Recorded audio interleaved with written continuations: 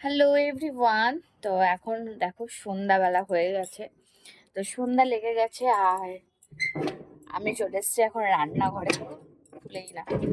তো আমি চলে এসেছি এখন রান্নাঘরে এসে এখন আটা মাখবো, রুটি করব, এই আর কি কাজ আমার। তো মা তো চা খাচ্ছে আর আমি সন্ধ্যাবেলাটা চা খাচ্ছি না। তো তোমাদেরকে দেখাই।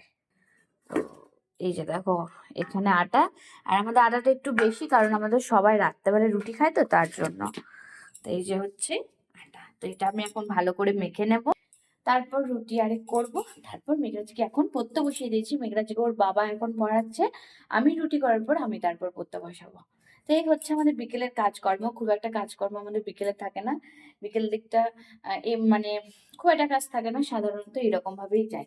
তো চলো এখন চট জলদি আমি আটাটা মেখে নিই।